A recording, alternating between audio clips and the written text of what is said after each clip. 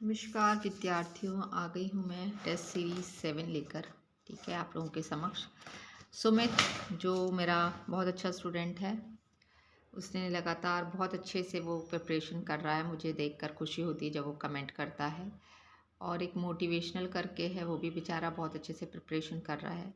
तो जो सीरियसली बच्चे मेरे कमेंट करते हैं वो मुझे अच्छा लगता है देखकर कि हाँ, वो लोग टेस्ट सीरीज़ को इग्नोर नहीं करते हैं। भले ही 10 क्वेश्चन होते हैं, एटलीस्ट आप छोटा छोटा करके जब तैयार करते हैं ना कोई भी चीज़ 10-10 करके, तो वो दिमाग में कहीं ना कहीं बैठती है।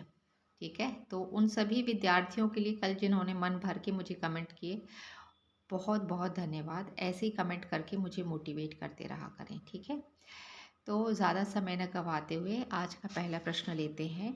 Who has the power to inspect a university और its college under the MP university act? That means कि कॉलेज की इंस्पेक्शन यूनिवर्सिटी का करने का पावर किसके पास है? ऑप्शंस हैं, वाइस चांसलर है, रजिस्ट्रार है, द गवर्नर है, the director of higher education. University को कहते हैं ना इंस्पेक्शन के लिए आए हैं एकदम से, तो वो कौन है, किसके पास है वो पावर? तो वो है हमारे यहाँ के गवर्नर, क्योंकि वही हमारे यहाँ यूनिवर्सिटीज़ के क्या होते हैं, कुलाधिपति होते हैं। ठीक है, तो यहाँ कुलाधिपति ऑप्शन में नहीं है, तो इसका ये मतलब नहीं है कि गवर्नर को आप इग्नोर करें। गवर्नर ही जो है वो यूनिवर्सिटी में क्या होते हैं, कुलाधिपति होते हैं। नेक्स्ट ले लेते हैं, which body is consider the supreme authority of university under 1973? Which body is considered the supreme authority of university under the 1973? Executive Council, Academic Council, the Court or Finance Committee? तो the court is the supreme authority. ठीक है, in MP store procurement procedure, RFP means क्या होता है? What is the full form of RFP? जो हमारे unit में दिया है मध्य प्रदेश क्रय क्या है, जो हिंदी में दिया हुआ है, इंग्लिश में भी है, ऐसे कुछ करके ना, स्टोर का जो है, जिसमें वो पूरा वित्त फाइनेंस का लास्ट वन, उसका क्वेश्चन है ये। Request for proposal, request for process, request for procurement, requirement of proposal. The answer is request for proposal. ठीक है, एनएसएस इस्टेब्लिश ईयर कौन सा है? एनएसएस का इस्टेब्लिश ईयर कौन सा है? इट्स 1969, 1961, 1971। ये आप मुझे कमेंट करके बताइए। बजट 2026 जो हमारे भारत का आया है, मैंने मध्य प्रदेश का नहीं पूछा, मैंने भारत का पूछा है कि शिक्षा बजट कितना है भारत का, तो वो है 1.39289। ठीक है, नेक्स्ट क्वेश्चन ले लेते हैं। मध्य प्रदेश निजी विश्वविद्यालय विनियामक आयोग कहाँ स्थित है? भोपाल, इंदौर, जबलपुर, ग्वालियर। तो ये स्थित है Bhopal. NRIF national institution for ranking framework ना, शायद इसका फुल फॉर्म यही होता है जहाँ तक मुझे ऐसा याद है। तो ये कब इस्टेब्लिश हुआ था? इस्टेब्लिश हुआ था 2015 में। On the JEM portal, direct purchase without bidding is allowed for items up to.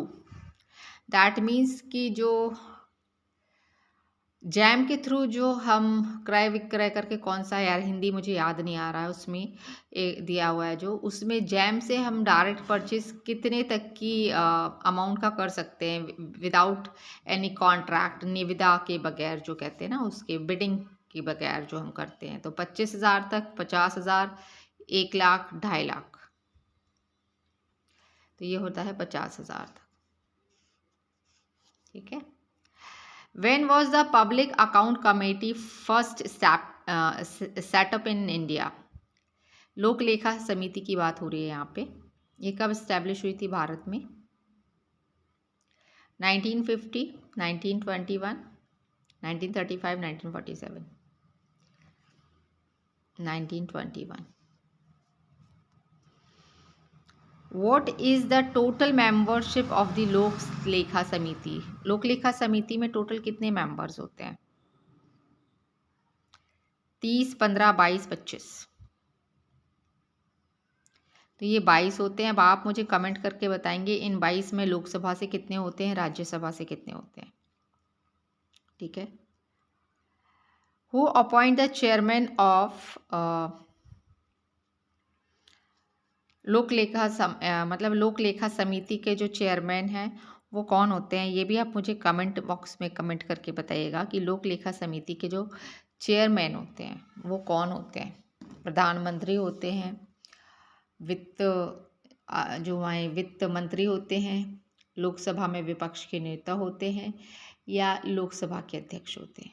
ये आप मुझे कमेंट करके बताइएगा। ये 2 क्वेश्चंस आप कमेंट करके बताइएगा। एक तो ये कि इसमें 22 में राज्यसभा से कितने होते हैं, लोकसभा से कितने होते हैं। सेकेंड वन कि जो लोक लेखा समिति होती है उनके अध्यक्ष कौन होते हैं।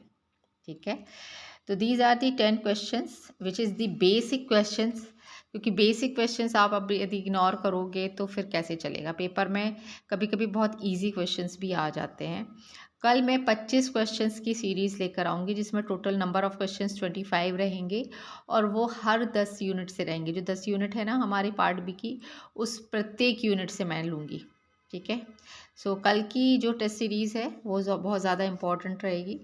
तो आप सभी से मेरा नम्र निवेदन है कि कमेंट भर भर के किया करें और लाइक की बटन ज़रूर दबाया करें। उससे मुझे खुशी होती है और लगता है कि हाँ मेरे बनाए हुए वीडियोस को भी लोग देख रहे हैं, है ना। तो आज के लिए इतना ही। Thank you.